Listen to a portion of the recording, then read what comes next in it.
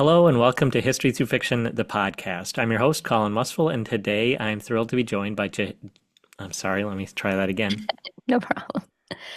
Hello and welcome to History Through Fiction, the podcast. I'm your host, Colin Mustful, and today I'm thrilled to be joined by Jatinder Koharki, author of Against the Odds of Tradition. Jatinder, welcome. Thank you, Colin. Thanks for having me on the podcast.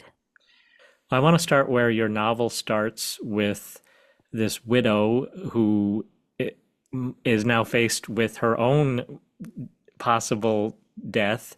Can you tell it's a little bit startling. Can you tell us why she might also be lose her life along with her husband's and give us a little bit more context to understand the traditions of India in the 1930s at the time of this novel? So it's 1930s India when this occurs, but the tradition of what was called sati had been followed for centuries, even before the British had started ruling India. And the tradition of sati was really for the wife or the widow of the deceased husband to basically burn herself at his corpse or along with his corpse. And there are many theories around why this was done. A lot of it is spiritual, that she has to follow her husband into death so she can become his wife in her next life. They're supposed to be married in every life thereafter because of reincarnation. Other reasons are more economical, where, being in a very poor, impoverished country, there was just not room for her at the dinner table after her husband passed, and she had really no economic value to the family. So it ranges from everything that's, spiritual and potentially meant to be beautiful and endearing, all the way to just, there was not enough money to take care of her once her provider no longer existed. So there were still, even though it was outlawed by the British, there were a lot of families still trying to follow it in India simply because it just was something that was done. And that's where we find Mina at the beginning of the story. Well, and now that we've found out the circumstances that Mina is in, can you tell us a little bit more about her, what challenges she faces throughout the novel, and what inspired you to use this as your protagonist for this novel? Yeah, the biggest challenge I think she faces in the beginning. So she faces several challenges throughout the story, and I'll try to talk about them without giving anything away, without any spoilers. But the biggest challenge she faces at first is really just having a life outside of her family home. So she is saved by her family. So obviously there's a story because she didn't die with her husband's body. She does move back in with her family, who are, they're affluent, they're educated. They believe in giving her more than just what was traditionally reserved for widows. But her biggest challenge is really doing something for herself beyond just the life that she lived before she was married. Confined to her father's home, wearing nothing but white and no jewelry, no makeup. She's not allowed to look attractive. She is to be easily identified, hence the head to toe white uniform of the widow. So the biggest challenge for her in the beginning is really just to do something else with her life besides feeling ignored and like it just her existence doesn't matter. Even though her family saved her from dying, there's nothing really for her to do. But as she gets the help from her family in changing those circumstances, and she starts to face additional challenges of, stepping over racial and religious boundaries to actually restart her life and get married again, something she's not forbidden to do as a widow in her religion, but she has to step outside of her religious traditions to do that. And she's able to overcome that challenge, only to then face a bigger challenge of losing everything that she built during 1947 when India gains its independence, and the country is thrown into partition on the east and the west side, but the chaos is spread across the entire country. And she finds herself really trying to just survive after losing connection and track of her whole family, after going through all those challenges to overcome them and build what she truly wanted. Can you expand on that as far as the historical context is concerned? Because I, you mentioned British colonial rule. I think in one of your blogs you had talked about India was under foreign rule for over 700 years leading up to this. Yep.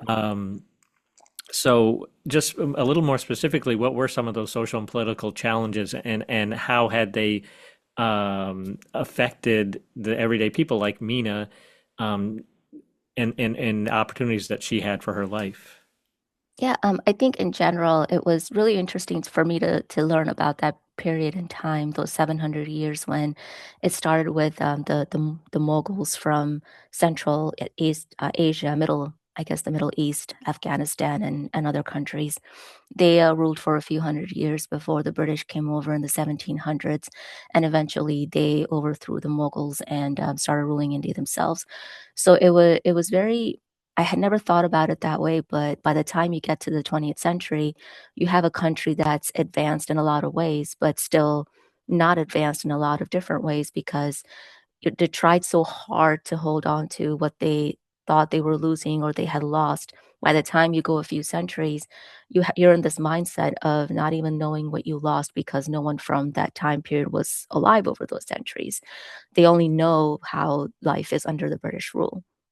So, and then they knew their, ancestors having been ruled by the British and the Mughals before then. So, not having that identity of your own for generations and always being ruled as one generation after another, I tried to get into the mindset of what the life of the or the mindset of everyday Indians would be like from that perspective.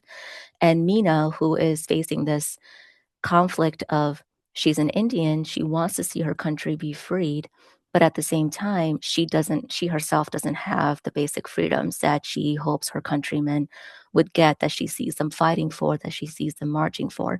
And she doesn't know if she will still get those basic freedoms, even if her countrymen and her fellow men and women receive that freedom for themselves because of her state as a widow. So that kind of has a shift in her mindset where she's a little bit more open to, I think, other possibilities. So that I think makes her a little bit more open-minded and not so attached to just getting freedom at any and every cost, regardless of what it might mean for the everyday man and woman in every state of life that they're in. So I think that kind of helps her overcome some of the challenges while still trying to hope for freedom, but knowing that it she may not necessarily be able to celebrate it as her countrymen and women would, even as a widow, or especially after she kind of steps out of her religious boundaries to step into, marrying a Christian man and converting to Christianity and starting a different life. So she's still in that mindset of being an Indian who wants freedom for her country, but it's a different feeling for her than it would be for everyone who, truly has that mindset of freedom at any cost at every step of the way.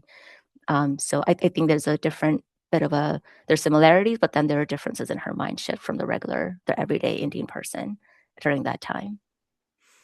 How much of your own experience were you able to lean into in order to write the story versus how much? I imagine there's a wealth of historical research that you had to do to kind of understand all the complexities of this time period. How did you mix those two?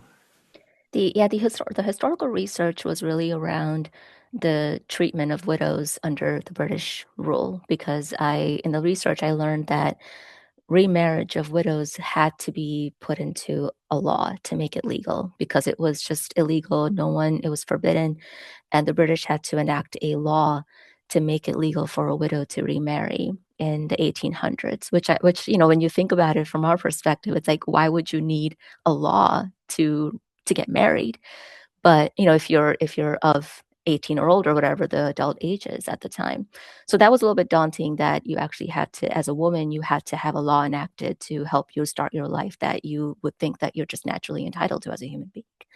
Um, and then the research was more around the treatment of widows. And through my personal experience with my family, I've I grew up in a family and a culture in India. My heritage is Indian, but I grew up in a family where widows were not abandoned. I had one family member 3 or 4 generations ago whose husband died, and she married one of his brothers because the family did not want to send her back to her family because they would abandon her. They would have no place for her, but they refused to abandon her. So she stayed in the family. She remained a member of the family, and one of my aunts in the family, like one generation removed, she was widowed at a young age, was left behind with 3 kids under the age of 10. And the family supported her financially. She was not able to get remarried, but we helped her open her own business, meaning the family at the time, and she had skills in sewing clothes. So and she lived in a village. So this is in the 80s and 90s in India, living in a village, raising three kids by yourself. It's not the same as trying to raise three kids in the 80s and 90s in New York City or somewhere in the U.S. Very different circumstances, very different mindsets, very different treatment of women at the time too. So the family really, helped her wherever they could. They helped her open up her own business so she could earn her own money, but at the same time supplement her income where needed to make sure that her children grew up, with whatever they needed, whatever could be provided as best as possible. So I mixed the two with, just and that was the inspiration for Mina having that family that supported her, that wanted her to have more because I've seen it in my own life with the women in my family combined with the traditional sense of the treatment as well that I've read about, I've heard about, but didn't necessarily see with my own eyes. You have a very unique perspective, having grown up in India, now living in the United States. Can you talk more about the challenges that remain both in India and in the US today for women's rights and women's autonomy? And obviously, the US didn't have arranged marriages, but there were still marriages based on class and just family arrangements and things like that. What does this novel highlight for readers, both for contemporary readers in India and contemporary readers in the United States? My main goal to highlight, and I hope it comes through if more things are highlighted, that's great. That's great too. But my main goal with the novel was to really offer a voice that I don't think has been heard too much throughout, the history, or at least in the West. When we think about World War II, we think about Europe, we think about US, we think of Far East Asia, Japan, but we don't necessarily think of all the other countries. Truly, the whole globe was impacted by this war. And India was significantly impacted because that's the end of the war started the downfall of the British Empire, and India was the crown jewel of the empire and was the first one to go, basically to get its independence from the empire. And when I think about from that time period to women's lives today in India, it's a lot of progress has been made, right? More and more women are educated. They build their own lives. They have careers. They have choices when it comes to marriage.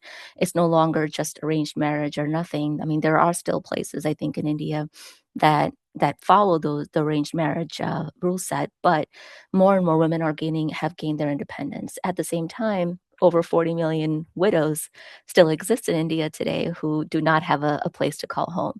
They live in ashrams or they live in temples or they're literally living on the streets.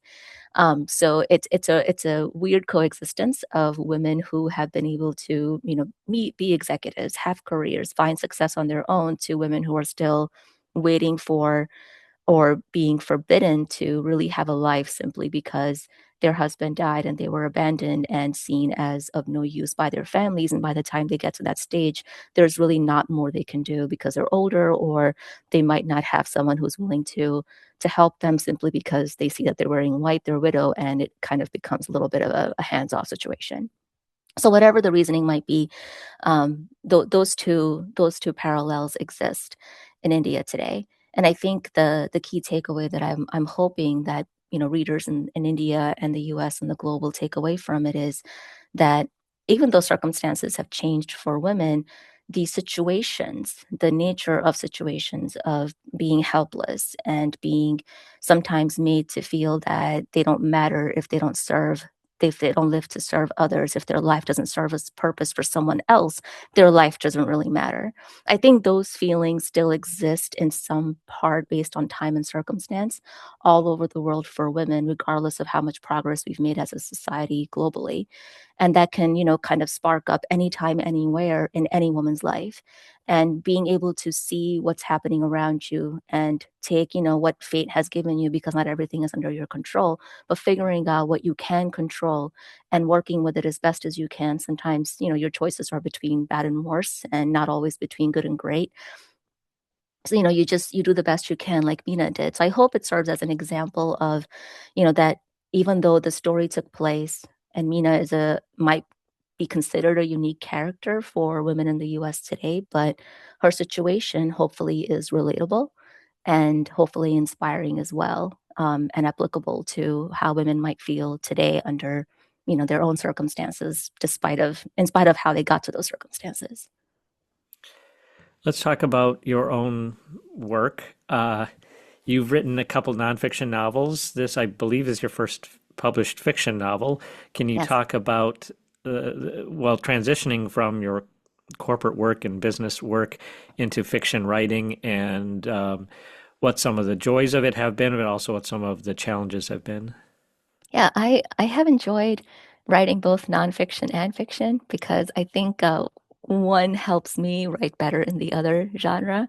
So the two nonfiction books that I wrote were initially more of a practice run. I was trying to learn about publishing on KDP and just the publishing, self-publishing process in general, so that I didn't make any big mistakes with something that's almost 300 pages and I spent over, about 2, 3 years working on. So I didn't want that to become my experiment and make the big mistakes with it.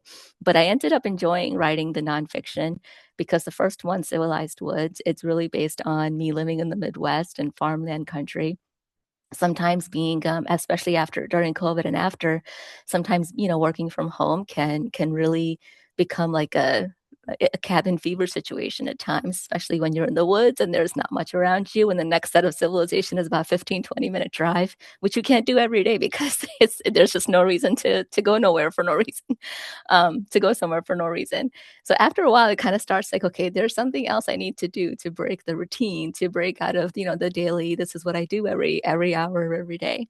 So that was really kind of how I started a blog to just kind of say how I'm getting my sanity back in the civilized woods of the Midwest, working on health and while working and trying to keep my sanity. And then that turned into a very short book that I hope I know it has helped some people living in the Midwest as well. And the second one was really about, I've been in the corporate world for over 20 years, and it was, I wrote in parallel. Both books I wrote in parallel to Against the Odds of Tradition. It was kinda like a mental break and exercise to do something else besides writing fiction, because that can also become, as a routine, and, you start to dig too deep into the story and you have to step back a little bit, take a break from it, and then see what ideas, kinda generate. So that was also the reason for writing the 2 nonfiction books, is really just to give my mind something else to do and see if any new ideas spark from just having that temporary change in my thinking from the fiction story to writing more nonfiction.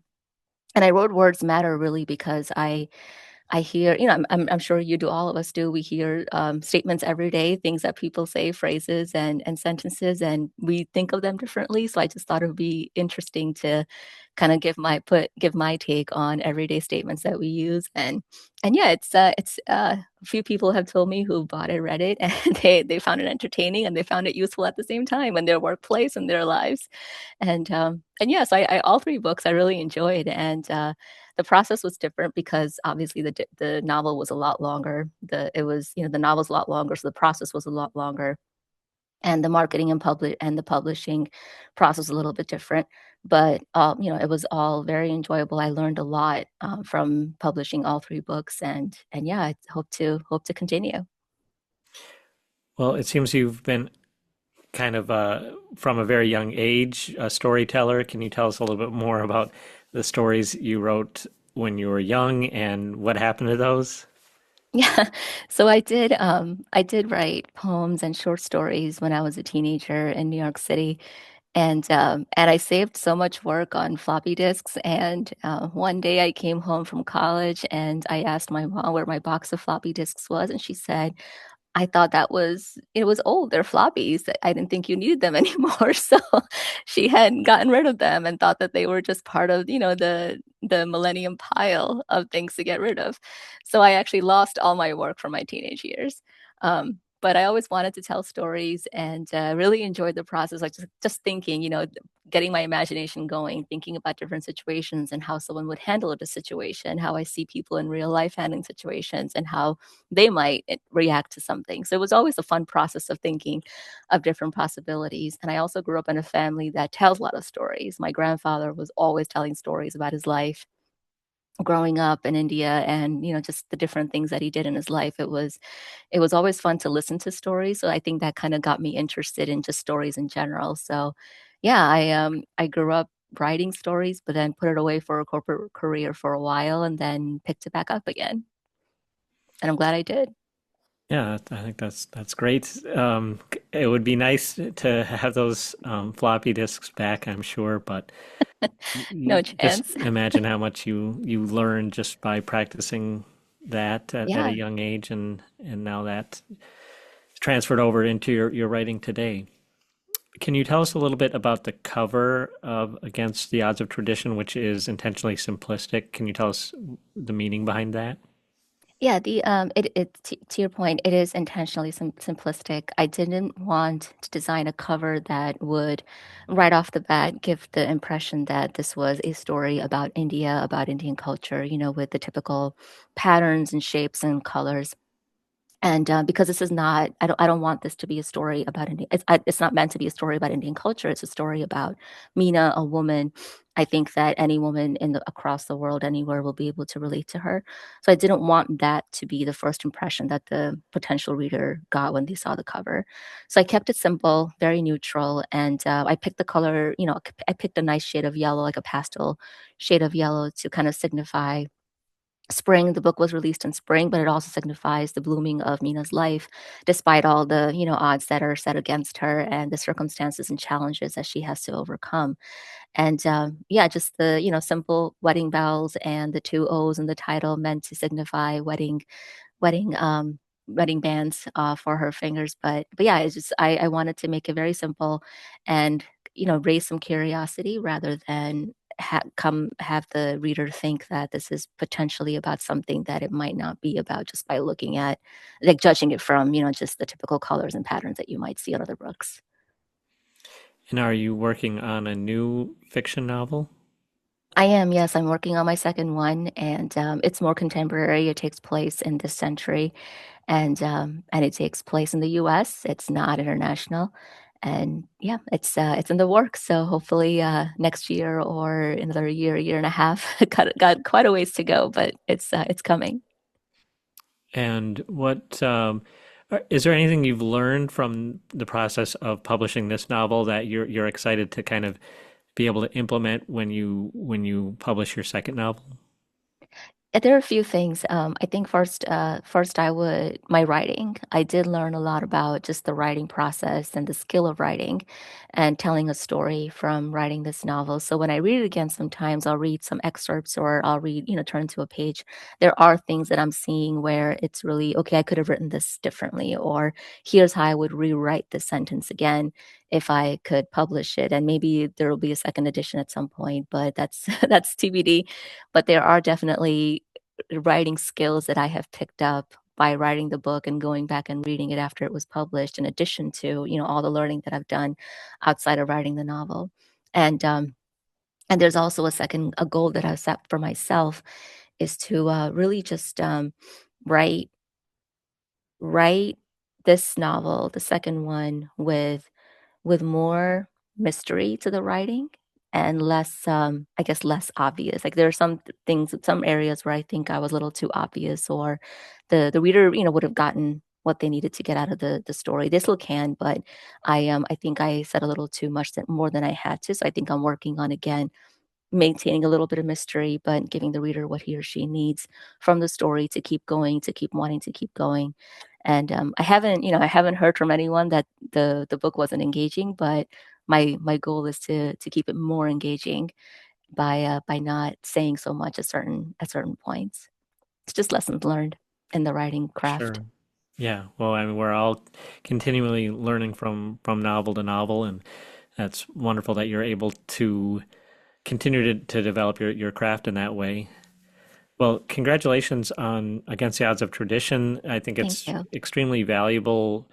It's just another element of historical fiction, is being able to bring these voices to life that don't get heard, and to do it within, the real historical context of those times, and just so important for readers today to see what women have gone through, and what they continue to go through, and so I think it's really important to highlight those voices. So, congratulations, and thanks so much for speaking with me about your novel.